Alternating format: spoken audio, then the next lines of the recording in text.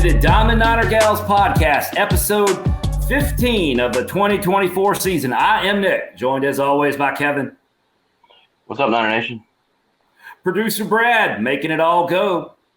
Hey. And last but never ever least, the HSC, Ashleigh Chastain. What's up, Coach? Hey, guys. How are you? We're doing great. We might not be doing as great as you are. Now, I want to say, not all shows are created equal, okay? Not all episodes are the same. Some are a little harder to do than others, and it's just based on what kind of content we have to talk about. And I got to tell you, I'm a little worried about this episode because I don't know that we have that much to talk about. Did anything interesting happen to you this weekend? Really didn't. I actually thought about texting you earlier today and saying, are you sure you still want to do the show? I mean, do we have anything to talk about? No. I don't even know if we'd have enough time to talk about all the exciting things that are happening for the gals right now. It's too much. It's too much. Luckily, there'll be a show next week too, so we'll still be talking about all that happened this weekend for a while. I have a feeling. So let's just get right in, Coach, because it was a fantastic weekend at the Sioux. You and the gals sweep North Texas, claim a share of the regular season championship with FAU. The gals are getting the 2 seed, a bye all the way to Friday into the semifinals of the conference tournament in Wichita coming up this week. It was high stakes softball all weekend long. You walked them off twice. 2 out of the 3 wins were via walk-off. What didn't happen this weekend, I guess would be the way to say it. That is a really good way to put it. Gosh, it was just magical, the whole thing. I mean, we went into the series knowing what was at stake, but doing our best to play with the same mindset and the same process that we've been playing the last month. It's been a really great April into May for the Niners. And so we tried not to really do much different. We have a lot of history with North Texas. We've talked a lot about that. And so, I wasn't quite sure how the gals were going to handle it. Sometimes when you have a lot of history with another opponent, it can just kind of derail your process, your mentality in some way, shape, or form. But I felt like they just stayed the course and stayed true to who we've been this season. And, obviously it was a really exciting weekend for us, really fun. And, when you hit senior weekend, you just, there's so many emotions, and especially with this class. And I think I told them this weekend that this class has collectively, I think as a whole, changed our program the most, as a group, as a whole class. And, we've got 3 transfers and 3 OGs that have been here their entire career, and just a really impactful class as a group. And so having senior night on Friday, moving to 2 games due to the weather on Friday, just a lot of adversity, a lot of emotions to overcome there. But we made a pact before the game on Friday. We meet about 3 hours out from game time. And when we got going with our scout meeting 3 hours out, we made a pact that we weren't going to be overly emotional and have a lot of tears and, just really let the emotions of senior night, kind of get us out of our mentality going into game 1. And I thought they did that really well. We kind of made a pact that we weren't going to cry Friday. I said, we can cry at the Super Regional. And they all kind of just laughed at me, nodded their head, and we committed to doing that. So senior night was great. It was a great time. A lot of people on the field there for about 15 minutes, honoring the seniors and their whole families and everyone that wanted to come on the field. And it was super special. And we just decided to be really joyous and happy for the opportunity of acknowledging our 6 seniors that are leaving us this year. And then as soon as the game started, they were all business, and they really stayed all business all weekend. With the adversity of the doubleheader on Friday night and then the off day on Saturday due to the weather, and then coming back yesterday and it being such a tight race, between us and North Texas and Florida Atlantic. And, we knew we had clinched the 2 seed in the tournament after Friday, and needed to sweep on Sunday in order to share the championship with FAU yesterday. So a lot at stake, but I thought they handled it great. I thought we pitched really well all weekend. To me, our defense and our pitching has really just been the highlight of the back month of our season. Gress and Barefoot looked like themselves in the circle. I have to believe here in a few days when all conference, awards come out, we're going to see their names, get the recognition that they so deserve with the way they've pitched in conference this year. I don't know if there's a better pair in our conference and our league. And so it's gonna be really fun to kind of see what unfolds the next couple of days. This is the fun time where they get all the recognition that they deserve, really the whole team. So just really proud of them. Played great defense. And then that takes the pressure off the offense. That's something that we've talked a lot about. We struggled against Savage game 1 Friday. And, we just really tried to take every opportunity that they gave us to score. And then once they made some pitching changes, when Savage came off the field, I felt like we really got the momentum that we needed, just to kind of win the games. So it was great. It was a lot of fun. You guys were there. The atmosphere was fantastic. I mean, the gold mine was awesome. There were so many people there. And we just can't thank everyone enough for investing in the program this year and our home stand, just having such a great atmosphere that, teams come in and find it hard to play in Charlotte, and that's a big deal to us. So we really appreciate that. Yes, the fans did definitely make it hard to play. We actually had some complaints from parents from the other team to us. I heard that. They wanted us to talk to people to calm them down, but nothing we could do about it. So we just let it be. And hey, this is college softball. How it's going to be when you come to the Sioux. So I think people just need to get used to it, I guess. Yes, I know. I did hear a little bit that there was some ruffle back and forth between some students and, some parents from North Texas. And I stay out of all that. I'm like, us too. Everyone that I'm in charge of and responsible for is in the dugout, and we've got to keep good sportsmanship and gamesmanship in there. But I did hear we had some angry North Texas moms. Yeah, for some reason, people think that we have some control over anything that's going on. Right. I don't know what it is, but yeah, they're like, hey, those students over there, da, da, da. I'm like, ma'am, we don't work here. we don't work here. I said, they'll listen to you. I'm like, no, they won't. They're college students. Honestly, what I think it is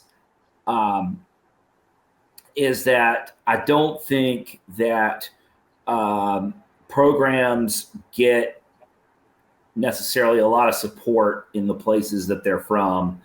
I can't speak to North Texas's environment. I've never been there, but I suspect, and they're a program that could that would be worthy of support as far as their students and the community.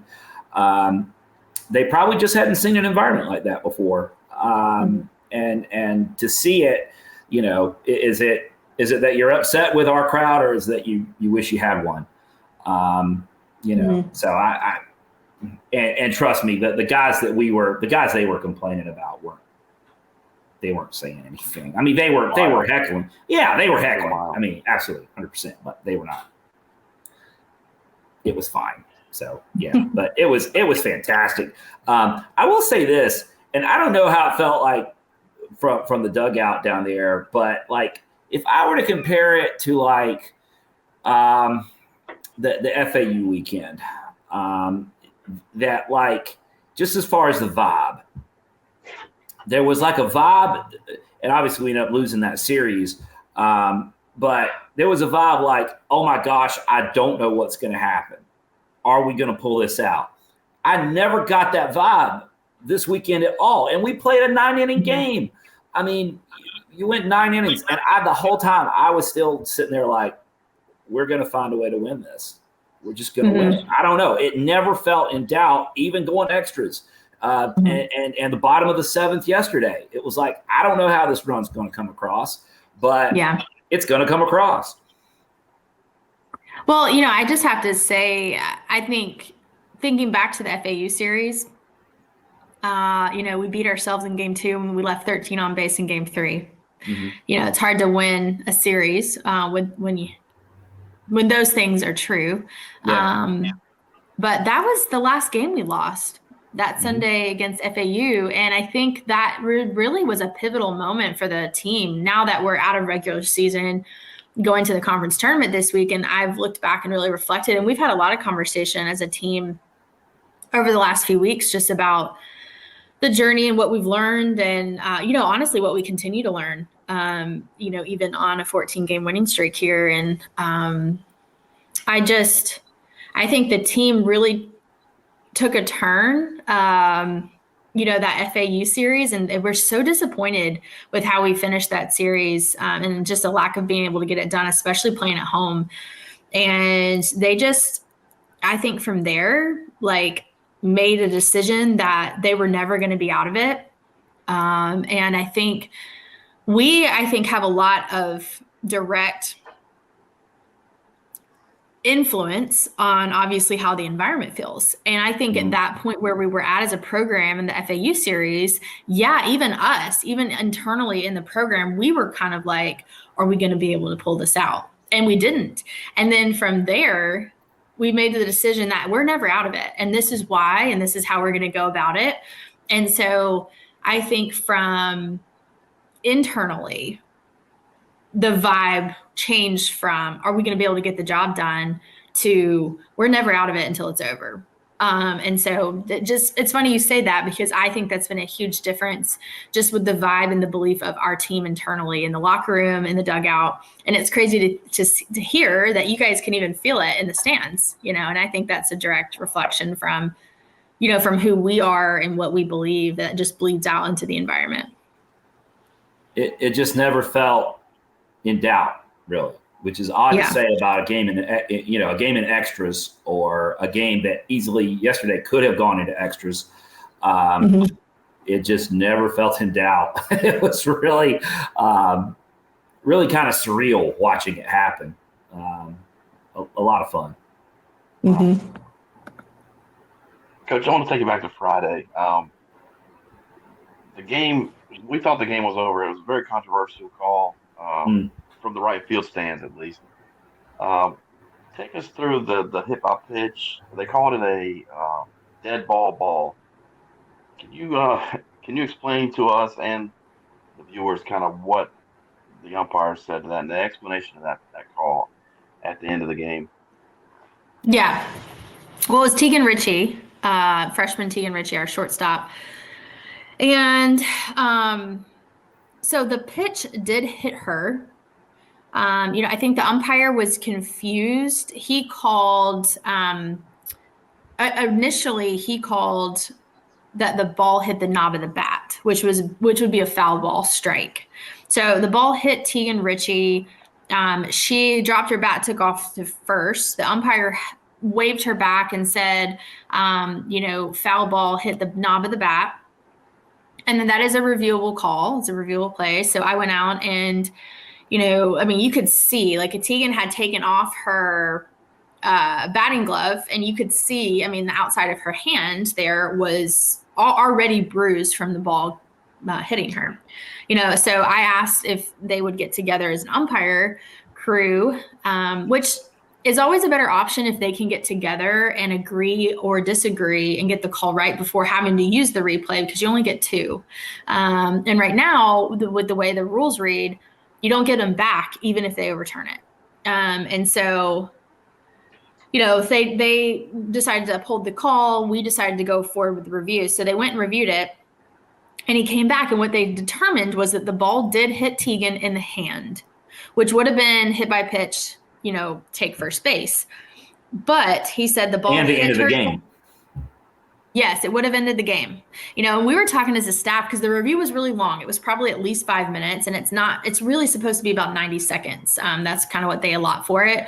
But it was long. And I think, there was a magnitude to the whole series and a magnitude to the decision.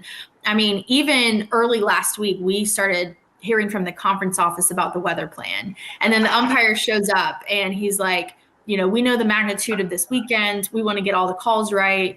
This is going to be above board operation. Like, everyone knew the magnitude of, the calls and the decisions that were made as soon as the series started. And so the umpires were super professional. It was a great crew. He comes back and he said, hit by pitch, but it's a ball on the batter because Tegan was in the river. So she was in the area out of the batter's box, in between the batter's box and the plate, that neutral area. That is really neutral ground it's neutral space for offense and the defense. And so the umpire determines that Tegan was in the neutral area when the ball hit her in the hand. Therefore, it was a ball and she stays in the box. And I think it was, I think that made the count 1-0, I think, if I remember correctly. So that was the call. Now, Rodney from North Texas argued that the pitch was a strike, even though it hit her. And I will say, in all honesty, Tegan, what we know about her is that she does leak into that neutral space. I didn't think the pitch was a strike, but I was not surprised that they held her in the box and said just ball on the batter, because she does like to hang out in that neutral space quite often. So we did know that about her, so I wasn't surprised.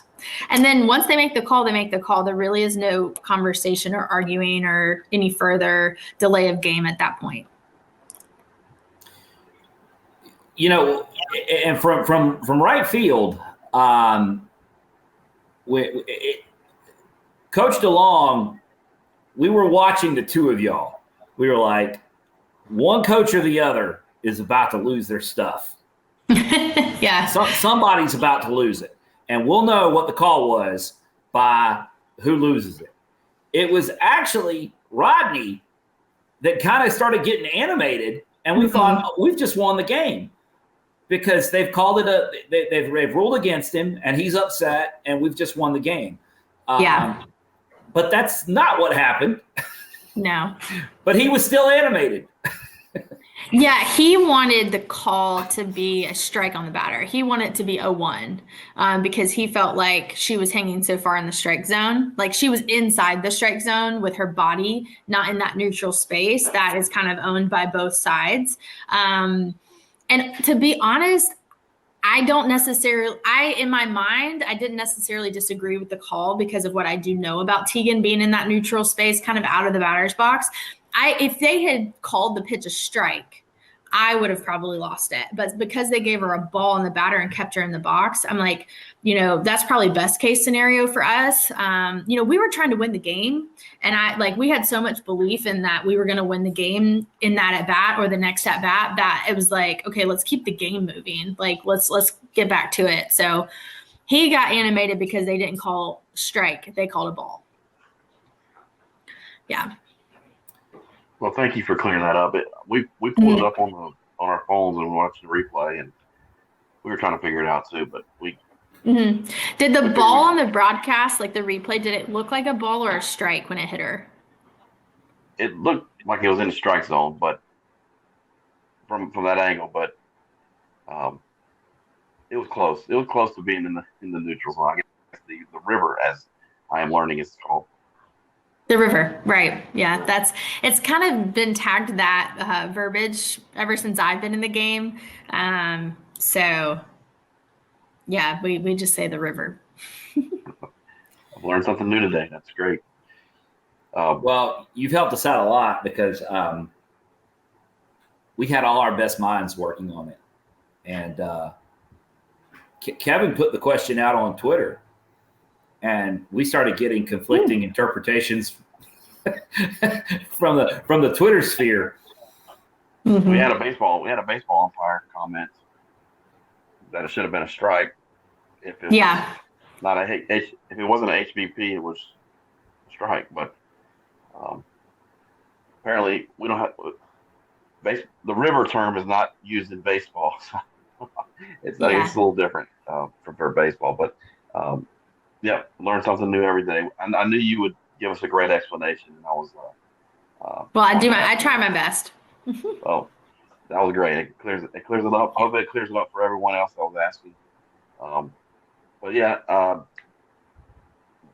it didn't matter in the end. We ended up Mm-hmm. winning in the ninth inning anyway. Yep. You mentioned senior weekend. I don't know how you guys kept your emotions in check, but we had a lot of great senior performances this weekend. Mm-hmm. Two to come to mind, I guess. Corey Hoffler hitting a home run. I think that was that game two or game three? And then of course Ashley Washington on Sunday, and then you mentioned Gigi as well. Talk a little bit about some of the senior performances on senior weekend. Their final weekend at the Sioux. Yeah. I mean, we just kind of talked to them before about like, hey, the best thing that we can do is just as a team and as individuals, just give it our best, commit to doing our best, because that's the best way to go out. It was going to be slightly more emotional than most weekends, but with what was at stake, I just wanted them to focus on their processes, because I thought about Corey specifically, and I'm like, if Corey has a bad weekend, whether it's offensively or defensively, she's going to look back and say, man, like, I wish I could have played better my last series at the Sioux. So we just talked about, just not letting the emotions of it being, our last, just not letting it be emotional to take us out of our performance. So I was really proud of Corey. I thought Corey had a really great weekend, had a couple really big hits for us. And, she was the run that when he scored the sac fly, she was the run that scored in the ninth inning to win game one. I thought that was very fitting. Just kind of crazy how the game just works out like that for you. And obviously, Corey's played great defense her whole career, was our shortstop years ago, and then transitioned to be like an all-time second baseman in our region. And so I thought she played great both sides. She had a couple big hits for us. And, just to see Ash win the game yesterday for us, the sweep, the series. I just think also was very fitting. And it's not like in the dugout, it's not like Katie, Jody, and CJ and I are like, okay, let's give Ash the opportunity because she's the senior. No, we gave Ash the opportunity because we felt like she was going to come through in the moment. But it's just such a story and so magical that, it was her opportunity. So I thought Gigi threw really well, to close out regular season. She has the most wins in conference. She solidified her 9th win in conference. She has a sub-2 ERA in conference. She's pitched the 3rd most innings in the league this year. She has one of the lowest batting averages in conference. I don't think it's the lowest batting average. I was looking at it last night, but she's, I think, top 3 or 4 in lowest batting average in conference play. But she has a ton of appearances. I think she has 20 appearances, 12 starts, 9 wins in the regular season. And, just the way she pitched. She started for us this weekend. She relieved behind Sam this weekend. So she was in a bunch of different roles for us. And I just thought that, she's a pro at this point. She goes out and she pitches the same way, no matter what the scoreboard says, no matter if she started relieving from the bullpen, game's tight, she's got a little bit of a lead. I think we just appreciate the consistency of what she's bringing right now. You also worked Katie Becker in for 2 1/3, which it was, good to see her take a little pressure off the top 2. And she kind of ended up using bringing Gigi back in for an out, but she kind of built a bridge so that you didn't have to ask Gigi to do all that. Yeah, you're so right. I'm glad you brought that up because that's exactly what I've talked to Katie Becker about being the rest of the year for us.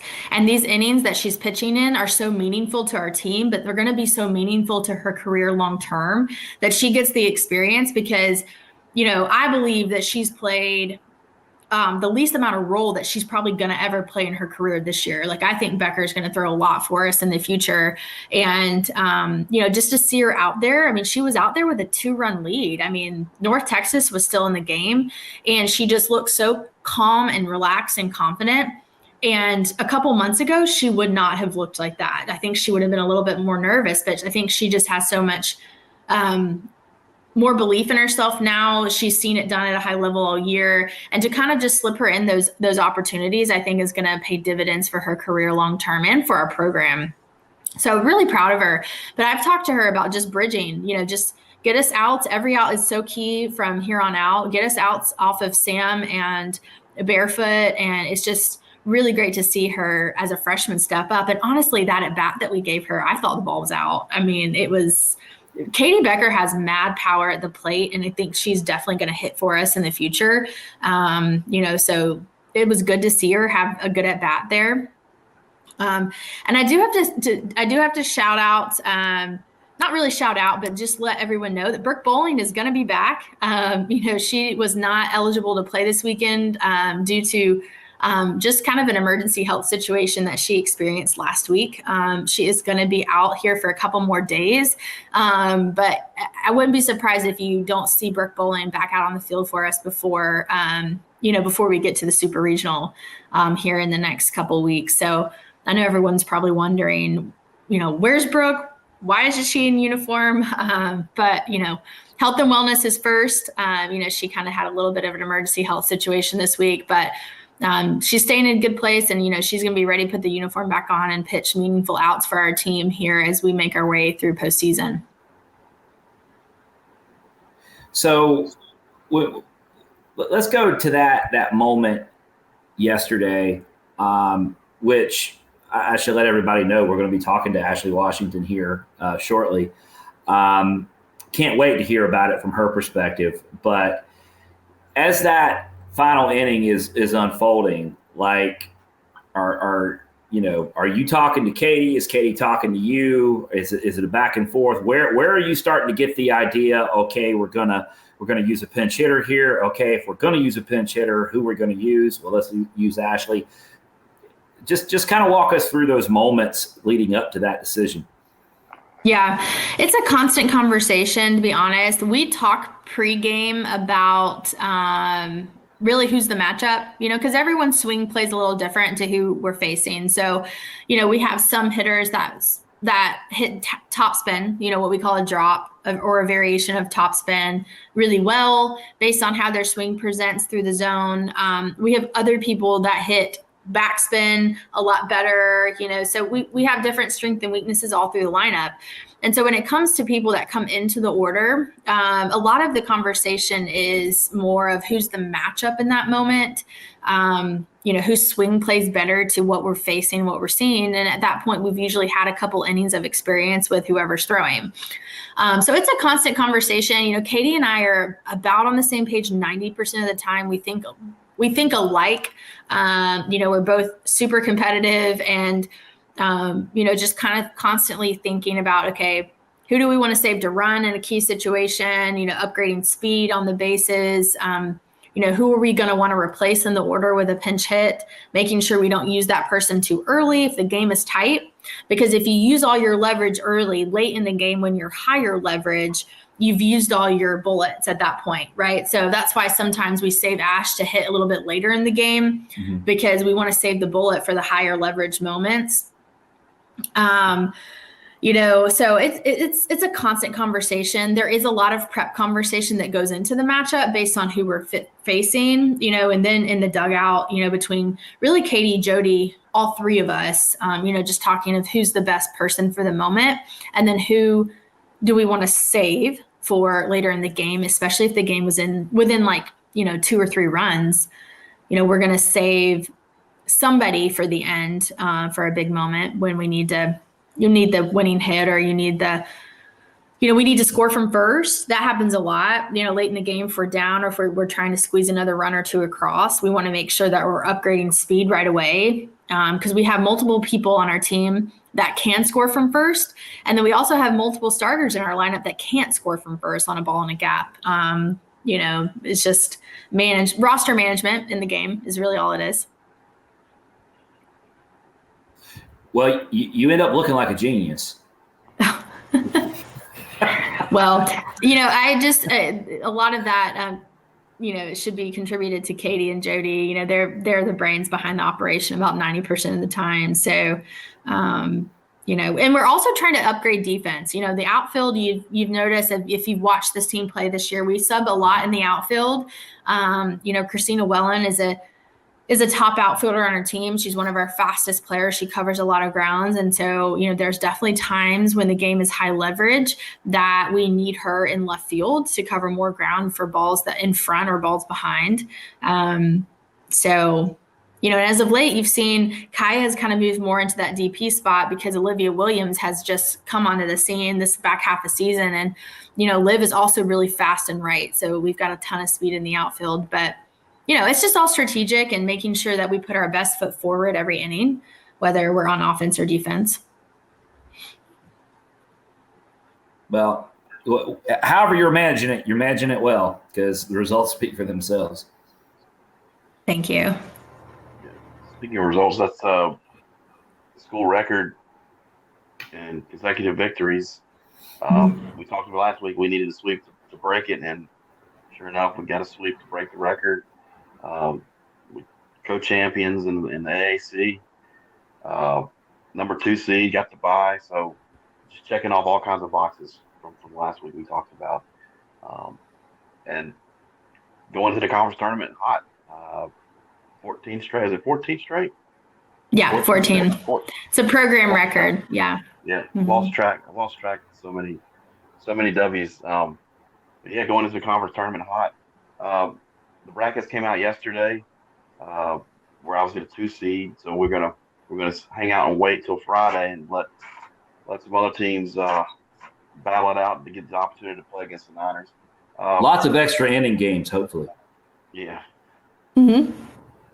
What can you tell us about your first impressions of the teams in our bracket? I think we've swept 3 out of the 4 teams on our side of the bracket. First initial thoughts on what you saw when you saw the bracket come out. Well, honestly, the first thought was I kind of looked at the staff, once we kind of got through the weekend, and I was like, all right, what does it look like? Let's look at the bracket. What do y'all think about the tournament? And before I even ended my sentence, they were like, we're going to play North Texas again. And I'm like, 4 games in a row. So my thought, but just initially was, how funny would it be if we, if we ended up playing North Texas, Friday at 12, which would be, just funny and fitting, a 4th game in a row off of them. But, it's a different venue. It's a different vibe. It's a different tournament. So it'll be a completely different feel. But, and I think on the other side of the bracket, I would not be surprised if we end up playing FAU. Obviously they're hot right now, done really well in conference, but I think the sleeper on the other side is Wichita because, they're their place, they're definitely traditional, just a traditional winner in the American. They were picked first and, I think they're a really good team. I know they're middle of the pack in the regular season standing, but they're a team that can beat anyone on any day. So I think they're probably the biggest threat on the other side. Home turf tradition, they have CeCe Wong, Addison Barnard. I mean, they've got really good players. Their offense is kind of their thing this year. So I think they can hit their way to any victory in the bracket. So, I think they're kind of the sleeper on the other side. I told the staff, I was like, I won't be surprised. I won't be surprised if FAU ends up taking the other side and we play them on Saturday for the championship. But I also would not be surprised if Wichita doesn't work their way through and end up playing for the championship game on Saturday as well. But tournament time, people catch lightning in a bottle. They catch magic. They get on a roll and, I really like our chances, obviously, with how we've been playing. And, we don't have a ton of pressure on us in the tournament. We want to win another championship because that's our program. That's who we are, is we want to win every championship that's in front of us that's possible. or that we're eligible for. And so the goal is to win. The goal is to win Friday. The goal is to win Saturday, whether we play North Texas, FAU, Wichita, or somebody else that just catches magic and makes it to the end on Wednesday and Thursday. But we don't have a ton of pressure that, if we don't win on Saturday, our season is over, which, we're just blessed this year that that's not the case for us. We're coming home pretty confident into the selection show on Sunday. So, I think our girls are just playing really fearless and loose. And I think we need to take advantage of that this year with this team, that, there isn't the pressure that we have to win the tournament to keep playing. And I think that looseness and that freedom is what's going to free us up to continue to play how we have been playing and, beat North Texas or whoever comes out of our bracket on our side, or whether it's Wichita, FAU, or anyone, really. I just don't think our girls really care right now who's on the other side of the field. I think they're so focused on themselves that the outcomes are just a byproduct of stacking days. And that's what we've been doing all of April and into this first couple of days of May. So we talk about all the time bringing you things that you won't find in the box score. So this is a curiosity to me. Maybe you'll be able to help me with it. So the gals win yesterday, dramatic walk-off fashion, and you all are celebrating. And suddenly, CT and Sydney have produced boxes of T-shirts, championship T-shirts, championship hats, and even a trophy. CT's son Max comes out with a trophy and presents it to the gals, and y'all take a picture out there. So the league office just mails all that in anticipation of maybe they'll win. I mean, when you get right down to it, North Texas was in the conversation as well, in addition to Florida Atlantic. So they just mailed you all that stuff in case you needed it? Yeah. There's kind of some funny stories that all evolved from that whole entire process. And most of it was my fault, to be honest. So I can take full responsibility for it. So this is our first year in the American, right? Mm-hmm. So we're, kind of learning all how it works. We've had a full season now. But I think we were not really in the mindset that we were going to share the championship with FAU. We kind of were under more of an impression that, we swept North Texas, but FAU swept Tulsa, so we get. So they won. And we're super competitive. That's just kind of our mindset. It's like, well, that's not really the same page that the conference was on. The conference was on another page. The conference said, because we have the same winning percentage, that the championship is now shared outright. It will go in the history books as us co-champions, that we were only playing for the seeding into the tournament. So the FAU got the 1 seed and that we got the 2 seed into the tournament, not for regular season. So that was probably a little bit on me, that I wasn't super clear on really how that process was going to work. And so our awesome game manager, Natalie Brady, came to me before the game and she was like, we have hats and shirts from the conference. Do you want hats and shirts on the conference after the game if we win? And I was like, well, I kind of thought about it and I was like, well, no, not if FAU wins. We don't, why would we wear the hats and the shirts if we win, but FAU wins? I said, so at the time it was 2-2 FAU Tulsa when we started the game yesterday at 2. So that was a little bit on me. And so then, they had the graphic and the conference was like co-champions. And I was like, okay, I misunderstood this whole thing, to be honest with you. So please bring the shirts and the hats out because I need to celebrate our team. I needed to get out of my negative place of we got number 2. I'm like, no, I guess we're going to share this championship outright. And we're just the 2 seed in the tournament. Bring the hats and the shirts. Let's celebrate, So that was a little bit on me. And then I saw some pictures of FAU after the game on Twitter. And I was like, well, why do they have a trophy if we share the championship? And so then the game staff goes, well, we have a trophy. The conference office sends a replica trophy to every school to use in these scenarios. Really? Yeah. And so I was like, well, where's our trophy then? Where's our replica? And so the girls were signing autographs. I mean, there was a ton of people there yesterday. And so they were busy signing autographs as all of this was unfolding. And I was like, okay, so where's our replica? And Natalie was like, I don't know. I was like, okay, well, let's go find it. And so she went up to Halton Arena, found the replica trophy, and then the team got done signing autographs, and then we gave them the hats, the shirts, and the trophy, and did the whole, pictures on the field with the scoreboard thing for the next hour after they signed autographs. That was how it all unfolded. Okay, so wait a minute. The trophy, it's not a replica softball trophy.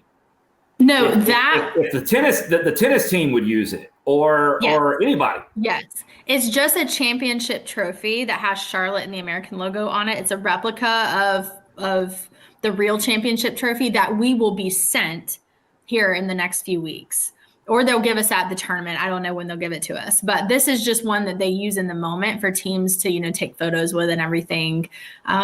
So yeah, we're learning stuff here, Kevin. Yeah. Oh, me too. I learned a lot yesterday about all that. So that was pretty cool. They came down the hill like Santa Claus and with all these boxes and trophies and shirts and all that stuff. Now, that begs the question, and I might have this scenario wrong, but I think I've got it. If North Texas had won the series, if they had won 2 out of 3 from us, and FAU had lost their series, I think that would have made them outright champs. It would have, yeah. Were you supposed to give them the hats and the T-shirts? Yes, they had a box of hats and T-shirts for them as well in Charlotte. Yeah, the conference. Oh, so there were more hats and T-shirts. Yes, for North Texas. Yeah. Because I didn't get a close-up look at the shirts. I mean, did they have our logo on them? No, I think it's just the American Championship softball logo, which I think is probably the same logo they're going to use for the tournament this week. I've had a lot of people ask for shirts and hats. I think there were 30 total in the box. So we gave them to all the players and the managers and some of the support staff. We're going to order more hats and shirts because our coaching staff didn't even get one. And, I like to keep that stuff for keepsakes and things like that. Or to you should have broke open the one from Texas. Well, I don't know where those are. You should have gone and asked Rodney for them. No.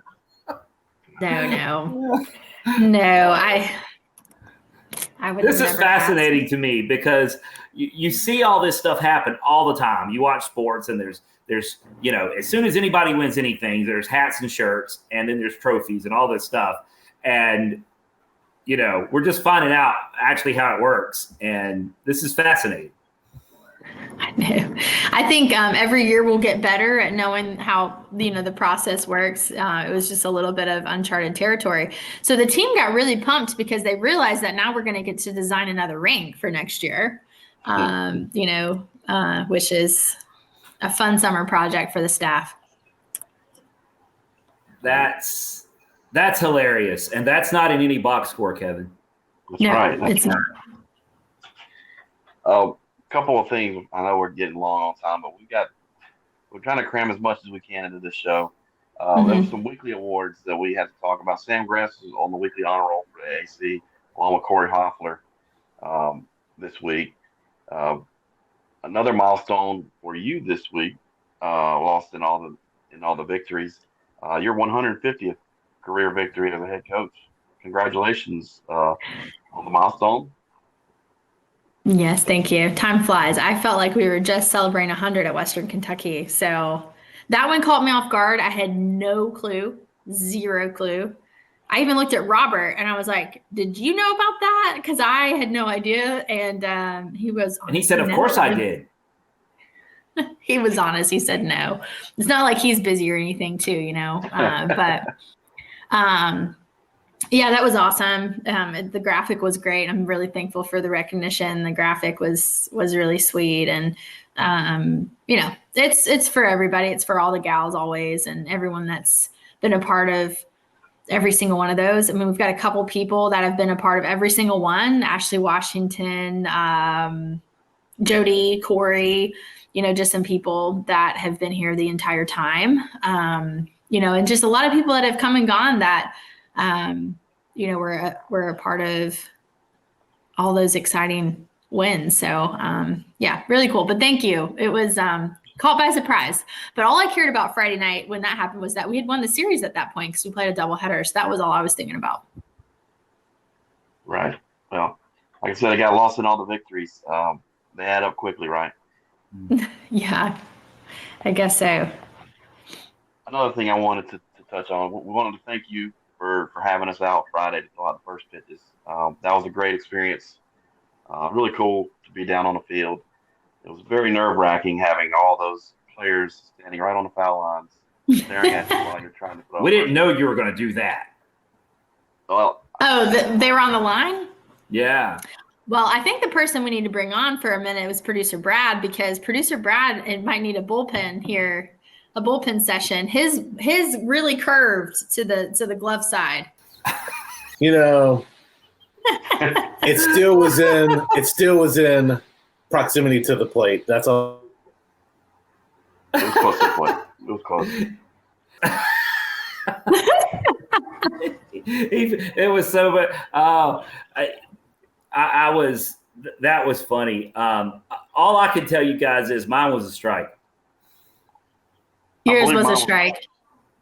I believe mine was a strike too, but the parents, a lot of the parents, they were very encouraging, but they were also very critical of our pitching before and after. But we got a lot of constructive criticism and positive feedback. So we appreciate everyone that supported us and gave us some feedback. We appreciate it. Yeah. Oh, good. Yeah. The parents don't miss an opportunity to get a little coaching in, so I'm sure that they gave it to you guys after the game. Well, good on you for talking us into going underhanded.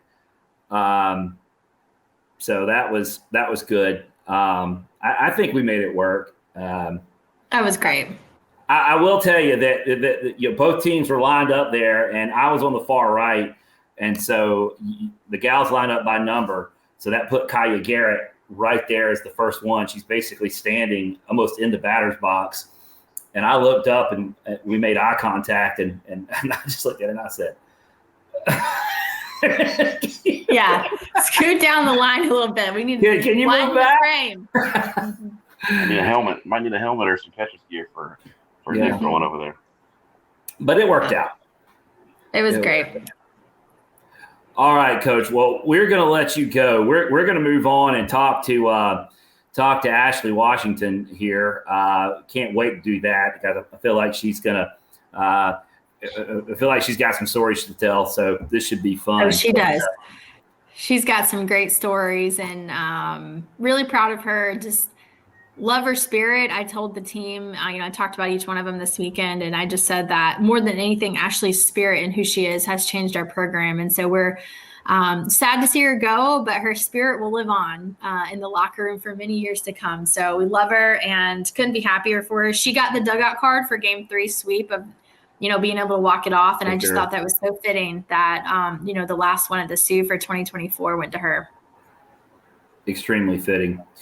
All right, Coach, we're going to let you get on with your week so that you can head out to Wichita here in a few days. And, man, next time we're talking to you, be talking about trophies. Actually, and that's a good point. The next time we see you, we'll actually be not on here yet because next Sunday, the tweet just came out while we were on the air. Don't want to forget to mention that. There is the watch party next Sunday. Yeah, couldn't get that out, Kevin. Easy for me to say, right? The watch party at Cabarrus Brewery next Sunday night. So we'll see you there. And who knows? Maybe there'll be a trophy and some boxes of T-shirts or something.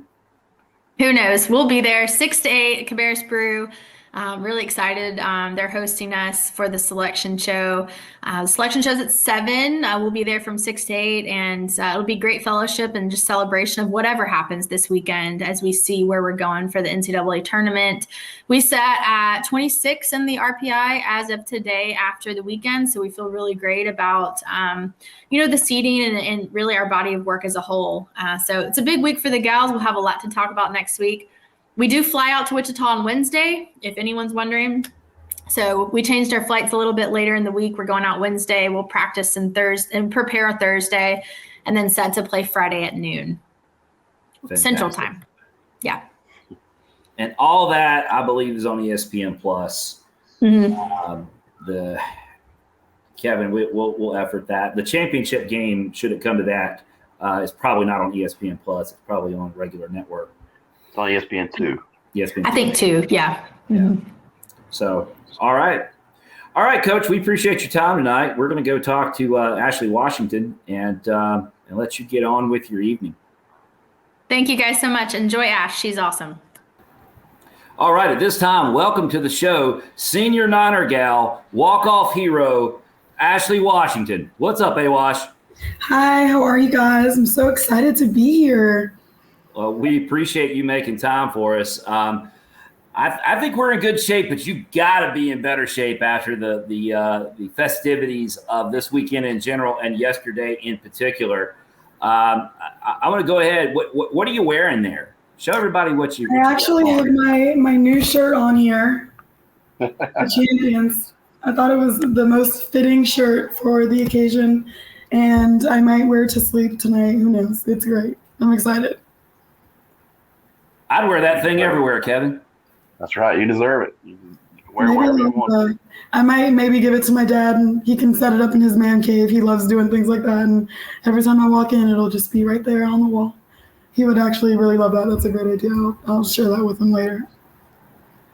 All right, so we're going to do this a little bit different because a lot of times with the gals, we start talking about when you started playing softball and as a child, as a little kid, and kind of working through the progression through your career, and then talk about the Niners. But this feels like a special set of circumstances. We need to start with yesterday at the Sioux, bottom of the 7th, and really a share of a conference championship on the line. And you're hanging out in the dugout. Why don't you start us there and walk us forward?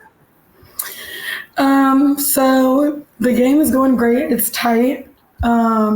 We had kind of got to a point a little bit where we were starting to play tight, and Coach Ash said to us, like, listen, like, this is the first time in a few weeks where there's been a little bit of pressure, like, stay loose, do your thing. And me, I usually keep the CPA board. So every time someone has a quality at bat, basically, I'll put a tally mark. If someone does something great, give them a shout out, keep track of leadoff on and leadoff out, things like that. So, they score, we score. We come back, we'll scoreless for a few innings. They score again. We're going into the bottom of the 7th. And I'm like, all right, like, someone's going to do the thing here. We're like towards the bottom of our lineup, but we have a ton of production down there, especially in the last few weeks.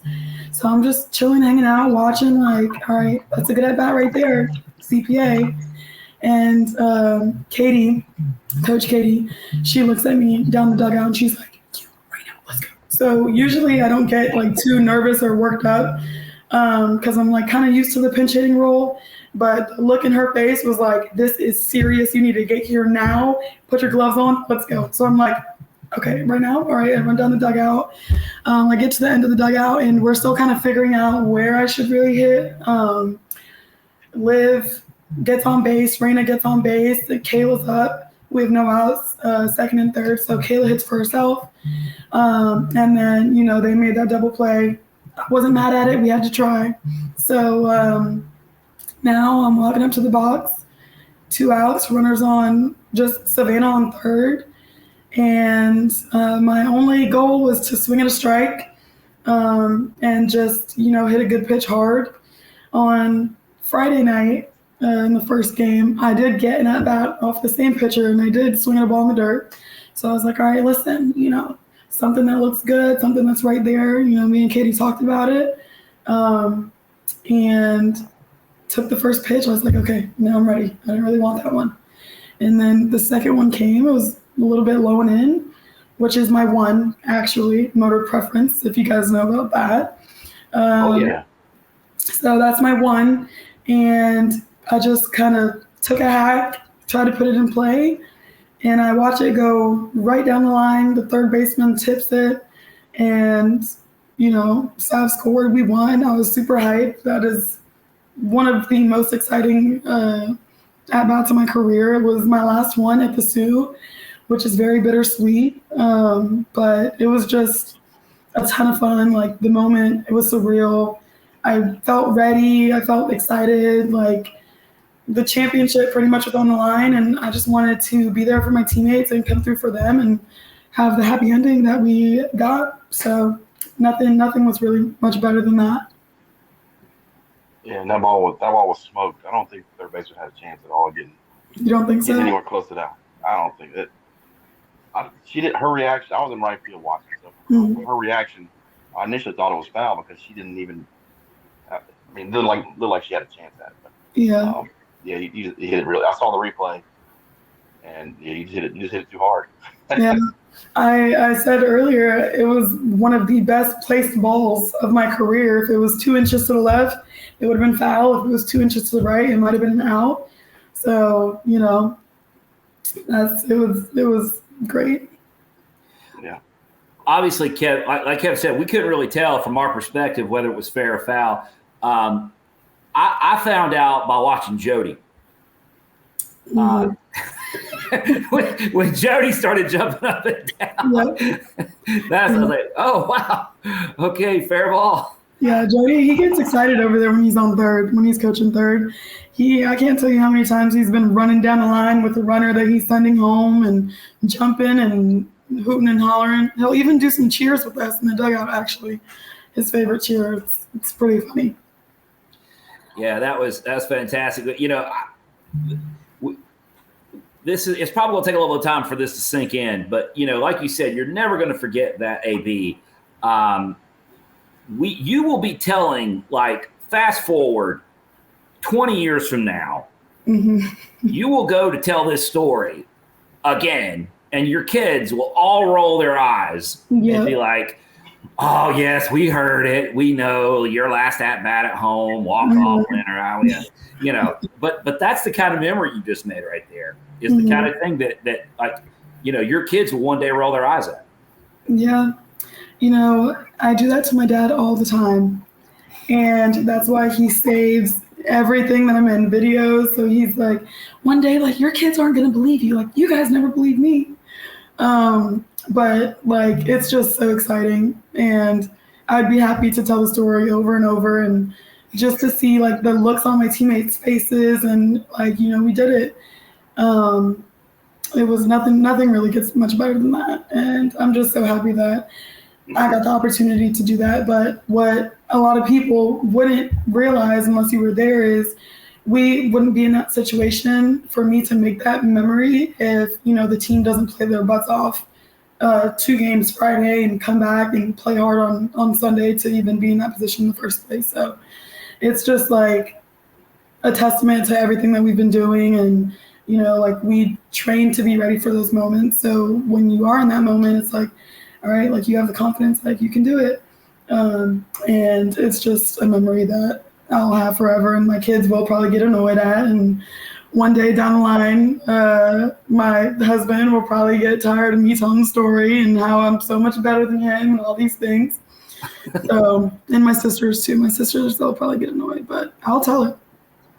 Yeah. You can just point to the T-shirt on the wall and say, hey. Yeah, I did it. About right there. Did it. You mentioned in preparation for moments like that, pinch hitting, and especially in late inning situations like that, it's very hard. I've heard a stat that pinch hitters, usually when you're pinch hitting, your average is about 100 points lower than your normal average as an everyday player. But talk about the preparation coming off the bench cold, getting ready to hit, and in a crucial situation like that, just mentally and even physically. How do you get prepared for that? I think everybody just in my experience, every time I've gotten called up to go into a situation that is as tight as that one and is as important as that one, there's definitely a little bit of nerves. One thing that I did yesterday that we've talked about since the fall and worked on with our performance specialists and, the team psychologists and even like just with the coaches is our breathing and how important it is. Katie's first day with us, actually, she taught us a little way to breathe, which was like 2 quick breaths in, hold it and let it out. And I can vividly remember myself doing that while the play right before my at-bat was getting reviewed. So just slowing your heartbeat down, clearing your mind is super important. Like I said, the first game on Friday night, I got an at-bat off of her and I swung at a ball in the dirt. So it's really hard not to think about that when you're going into, a different situation. And instead of telling myself, all right, don't swing at a ball in the dirt, I was like, swing at a strike. Don't tell your thing something you don't want to do. You have to trick your mind into something that you do want to do. But mentally, that was it for me. I was pretty locked on one part of the zone. And if the ball crossed that part of the zone, I just wanted to put a good swing on it. Those are really the only things you can focus on in those moments, or else, it'll get too big. And we talk about making no moment is bigger than the next. I think Katie Browder actually said that to me before, this moment isn't different from any other moment that you've had. So those would probably be the biggest things. And we also talk about the pressure is a privilege, and it's a little kind of emotional, but I'll never be in that position at home again. So just wanting to make the most of it, being grateful for the time and the memories, and just trying to do my best, for the team and to score salve, and yeah. I like how earlier when talking about the AB, you worked in your motor preference. Mm-hmm. I did. Yeah. Motor preference. I mean, it's how we train every day. And every day I am just trying to stay in preference. We've been talking a lot about with Katie about, especially in bigger moments, not making it too big, not worried about the hit or the runners, just worried about being in preference when you get the pitch that you want. So for me, so I'm making sure weight's in my heels. My back elbow, actually, I've been struggling with her, but just making sure she's down instead of kind of straight out have been super big game changers for me in the last few weeks when it comes to my swing. So just got in the box, made sure my elbows were down, and my weight's distributed where it should be, and just trusting it from there. Mm-hmm. Yeah. So, we've had so much fun learning about this whole process, the motor preference stuff. And we've only touched the tip of the iceberg, to be honest with you, but it's so cool to see it play out when you're talking about it, in real time, as far as how that, training is one thing, but mm-hmm. you're talking about how it applies in that situation. Yeah. So that's pretty cool. We were talking beforehand, just kind of chatting a little bit. We were trying to put together a list of your game-winning walk-off type hits. Mm-hmm. And I don't think we settled on a number, but I think what we did do is we came up with enough instances that maybe you've just got the clutch gene. Is that possible? I mean, it could be possible.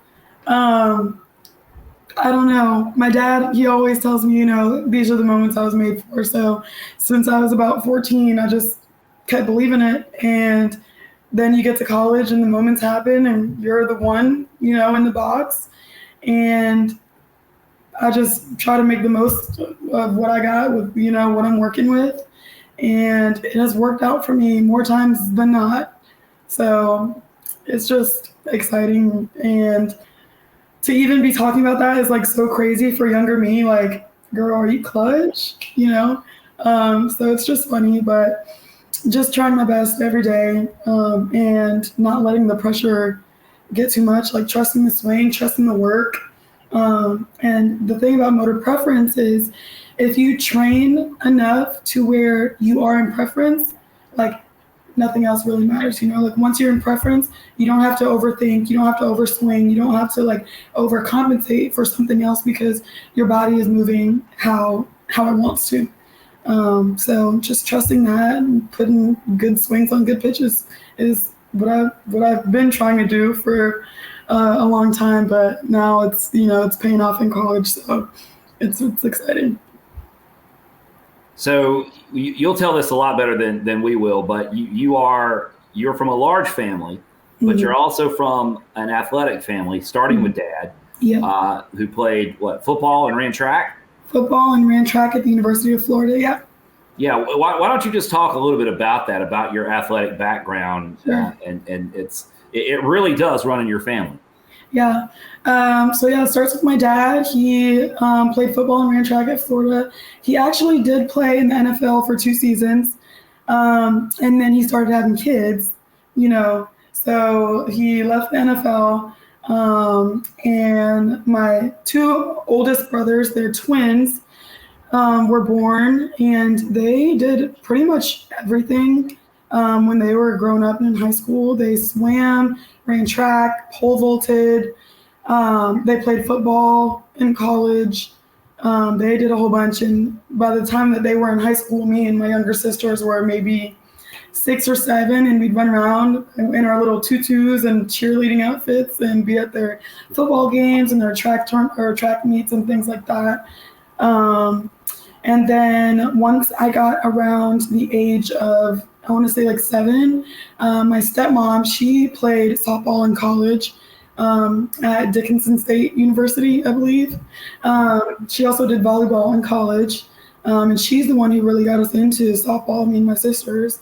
She was like, well, it might make them tough. If they're not good at it, then they're not good at it. But, it'll make them tough. Like we should get them into it. At that point, me and all my sisters were playing soccer, little league soccer, running around. And me and Destiny, she's one of my sisters at Marshall.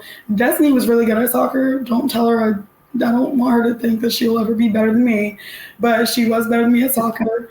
And she did both sports for a while. After I got into softball, I was like, oh yeah, this is what I want to do when I get to college. And I kind of knew that around the age of 12. So it's me. Taylor didn't end up playing softball in college, but she actually is the manager at Marshall with my sisters, Marshall softball team. So she's the manager there. And then you have Destiny, who is super crazy athletic. She was really good at soccer. She's a freshman. She's actually batting 350 over there, and she's doing crazy things. And we were on the phone the other day, and she's like, Ashleigh, do you know that I'm better than you? And I was like, oh, gosh, here it starts. And then my youngest sister is a pitcher at Marshall too, and she's having a great season and just getting better every day. And we just have taken it seriously since we were 7, 8, 9, 10. And then you get to one of my little brothers, Chance. He was really good at soccer. He did football. He's a freshman in high school, so he did football for a little bit. But he recently just got into JROTC. Am I saying those letters right? So he really is kind of taking off with that and doing that. And my youngest brother, he is the most spoiled one out of everyone because he's pretty much in the house by himself. He gets whatever he wants. But I always tell him, by the time I was his age, I knew that I wanted to play college softball. He has done soccer. He has done baseball. He has done football. He is doing volleyball now. And he is a really, really good golfer. So he has done pretty much everything that there is to do for a 14-year-old to try. But he's really good at golf. He competes over the summers, and this will be his first summer doing club volleyball, which he's also really good at. Me and my sisters also played volleyball in high school, and my mom was my sister's coach. It was after I graduated, but she was my sister's volleyball coach in high school. So there's a ton of us. We've all just played sports and ran with it, and that led to very busy days for my parents when we were teenagers. My parents would split up every weekend, and I would go with my dad, and two of my sisters would go with my stepmom, and then my other sister would go with my mom, and we'd all be in different states, and we'd come back, and then we got to go to 3 different practices, and yeah, so it's been a long couple years, but they made it work, and I'm so grateful that they put up with all of that for as many years as they did, or I probably wouldn't be here. So, Kevin, can you identify with that?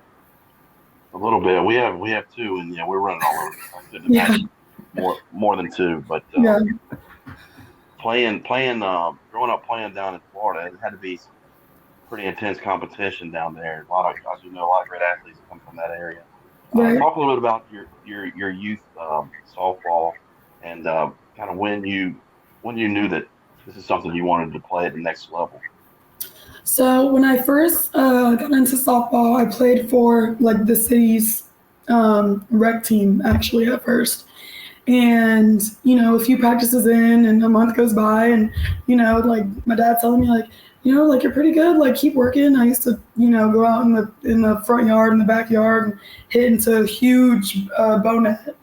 And then from there, I joined the city's travel ball team, which my dad and a bunch of other dads were the coach of. So we were 10, 11, 12-year-olds being coached by our dads and, yelled at all practice, and you aren't allowed to be the first one to leave and things like that.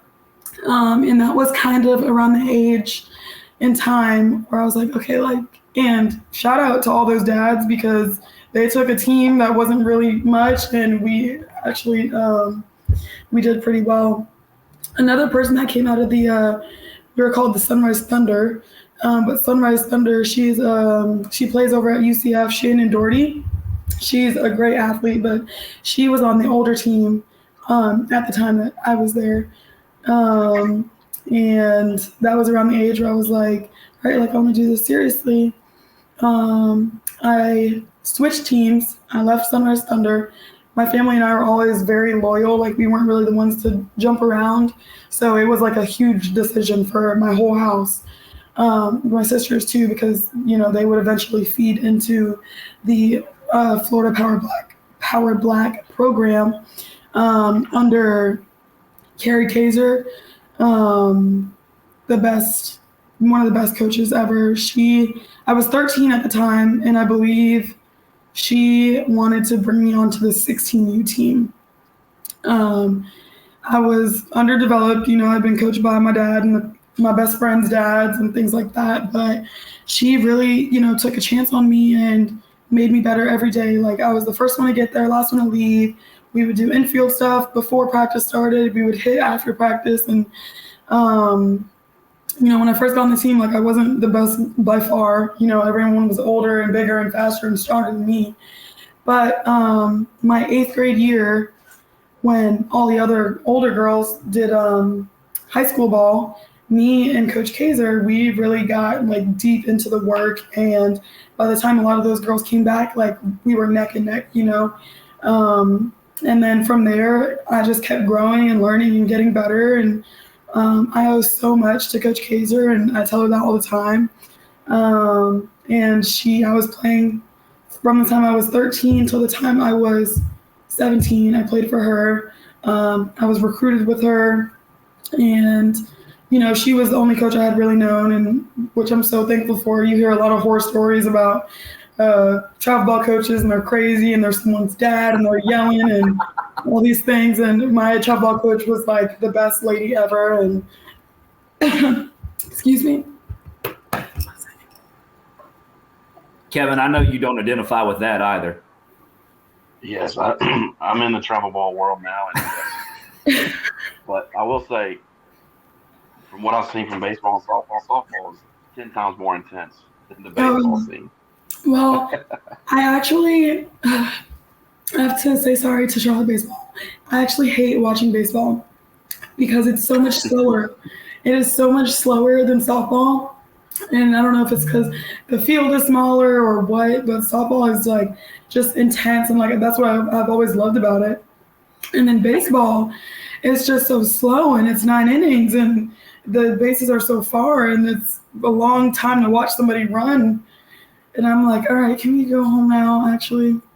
But yeah, softball is for sure a lot faster, more bang bang plays, So Well, Ashleigh, we have had to make that adjustment coming the other way across Phillips Road, yeah, because we have been used to a certain pace of life, if you will. yeah, How much time you have to get certain things done, or how and it throws everything off when you come over to the Sioux, because, like you said, everything's happening so freaking fast. yeah, absolutely. It's like, I mean, I think that's what makes it so much more fun. But it's quick. Like you blink. There are sometimes even me, I'll blink watching the game, and I'm like, oh my gosh, what just happened? Did she get it? Was it now? Like, was it a ball? And so if you're not like fully locked in, something will definitely happen in a blink of an eye, and you will have no idea what's going on, just like that, for sure. Well, Ashleigh, you are a senior, so you're wrapping up your time here at Charlotte. Why don't you talk a little bit about your recruiting process and how you wound up in the Queen City? You're from Florida, Fort Lauderdale area. Yeah. How you got to the Queen City, and some about your experiences here. So when I was, the process of getting looked at, September 1 was approaching of my junior year. My cousin, she's not really my cousin, but we're so close. We've been like cousins for years. She was actually committed to Charlotte. She was a year older than me. So she was committed to Charlotte. She was like, hey, I'm going to Charlotte. I was like, okay, cool. Never heard of it. And she was like, just come to one camp. I swear, you'll fall in love with it. So me and my dad picked up one day and we came to a camp. And I remember as soon as I got on campus, it was beautiful. The trees and just the scenery. I was like, it's not like that where I'm from in Florida, by any means. And it was around the fall time, so the trees were changing colors, and it was just so gorgeous.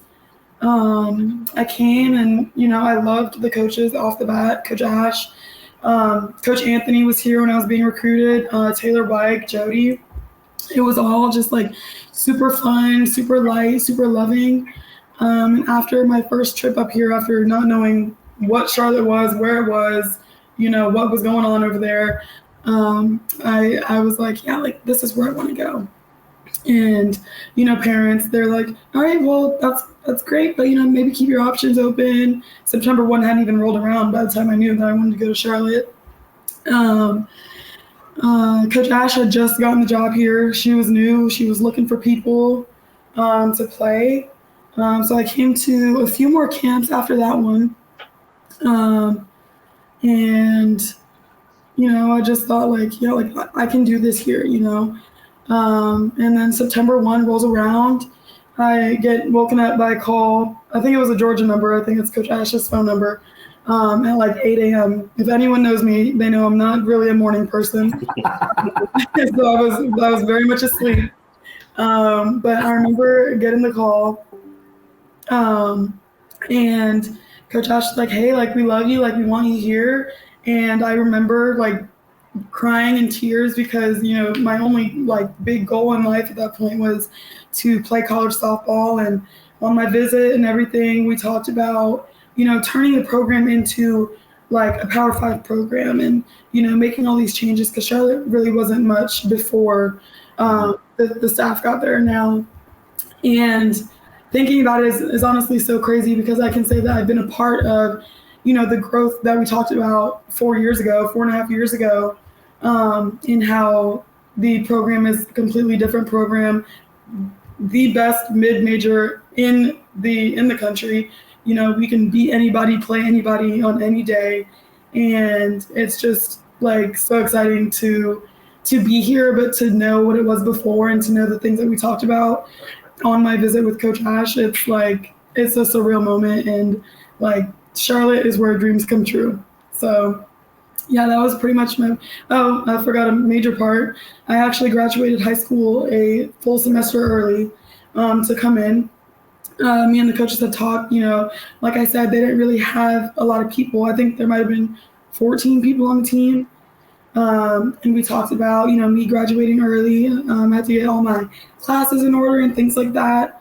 And I told me and my parents talked about it, and I was like, this is what I want to do. I want to go to college, and they supported me every step of the way. So the January rolls around, January of 2020 rolls around, and I step on campus for the first time. Since then, we've just been rocking and rolling. That's right. So when you signed with Charlotte, did you think that you'd be playing in the program's first NCAA tournament? Two trophies to show for it, back-to-back conference championships. I know you had those as goals, but did you see yourself playing on some of the best teams in program history? Honestly, it's always been a goal, but going out and achieving it and being a part of it is surreal. These are things that you dream of as a kid, and going to a regional, I went to a few regionals as a kid, and I remember saying oh, I want to be here. So looking at where we were when, I came here my freshman year to where we are now, it's a completely different program. And freshman year, Ashleigh was just playing because, she loved the sport and she was just so excited, and all she cared about was, playing in college. And now it's there are bigger things on the horizon. We're going to win conference tournament. I'm calling it. We are going to go to a regional, and we're going to, play our butts off, and we're going to win there, and we're going to go to a super, and just kind of doing things that the program has never done. It's the most exciting thing about being at Charlotte. It's because we're so capable of doing those things, and everyone knows it, But when I was, 17 years old and I just got here, I was not thinking about a regional. I was all right, let's go conference play and in the CUSA. But through my years here, the Super Regional and Women's College World Series, it's definitely on the horizon for this program. I hope it's this year for my last one, but if it's not, it's going to be sometime soon, for sure. So you played a huge part in that, Ashleigh. You played a huge part in that, and you're so deserving of all the credit you're getting from not just yesterday, but your entire career. And congratulations on that. I appreciate you being a Niner, and you deserve all the accolades that come your way. Thank you so much. Thank you guys for the support. Y'all are amazing. Some of the biggest supporters we have, and that's what really makes it possible for everyone. Well, y'all have made this a lot of fun. Y'all continue to make a lot of fun. So last question before we let you go, Ashleigh. So with your senior season wrapping up, maybe other than yesterday, what are you going to remember the most about your time here?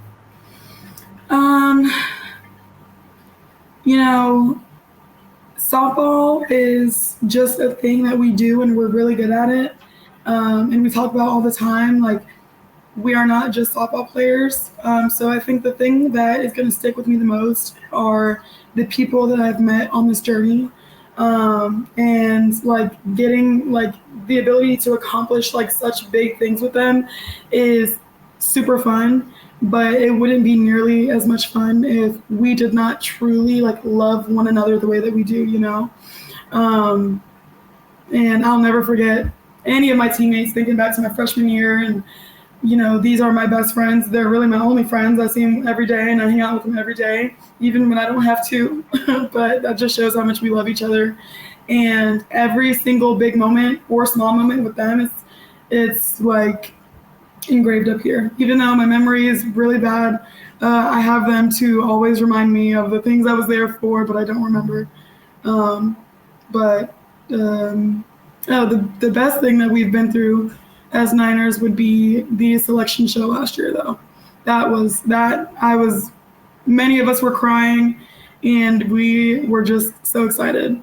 I remember, obviously we went to a regional, but the emotions and the friendship, like in that house at that time, like nothing will ever be better than that. So I just hope we can do it for a second time. And, but this time, we're not as surprised, Well, that's awesome. It's hard to say it any better than that. And y'all deserve it. You're going to hear your name called, and but forget all that. Just we're going to go to Wichita and win the tournament. Start with. Yeah, we are. Then you hear your name called. Yep, we're ready. We are 100% ready. I love it. Well, Ashleigh, we appreciate you spending some time with us, and what a great thing. You won't be able to hang this interview on the wall like that T-shirt, but it'll be on the internet forever. So. Yeah, don't worry. My dad will probably screen record the whole hour, 30-minute long thing and put it somewhere. That's awesome. Your dad actually wanted to come on, but he gets a little rowdy. We couldn't make that happen. We couldn't get that done. But it's all right. It's all right. He'll live this one through me. All right, everybody. Appreciate that. So, senior Ashleigh Washington, walk-off hero on her way to Wichita for the conference tournament. Niner Gals play again on Friday. So, Ashleigh, we appreciate you joining us. Yeah, thank you guys so much. It was so much fun. All right. That was awesome. Appreciate Ashleigh Washington taking some time to talk to us tonight after the big weekend for the Gals at the Sioux and senior day and her big walk-off hit yesterday. I hope you enjoyed that. It's always so much fun talking to all the gals, and Ashleigh did not disappoint. The interview 4 years in the making. So that was a long show, folks. I don't know. Producer Brad will let us know how this times out, but it's really not our fault. If the gals didn't do so many good things, we wouldn't have to talk about it. So a week like that is going to tend to make for a long show. So hopefully you've enjoyed it. If you do enjoy the show, think about subscribing on YouTube or on Spotify to the podcast and turn on notifications to be notified of new content. You can always find Diamond Niner Report on social media. We are on Twitter, Facebook, and Instagram, and we love hearing from all of you. So for producer Brad, for Kevin, for Coach Ashleigh, for Ashleigh Washington, this has been Nick saying, we'll see you at the Sioux.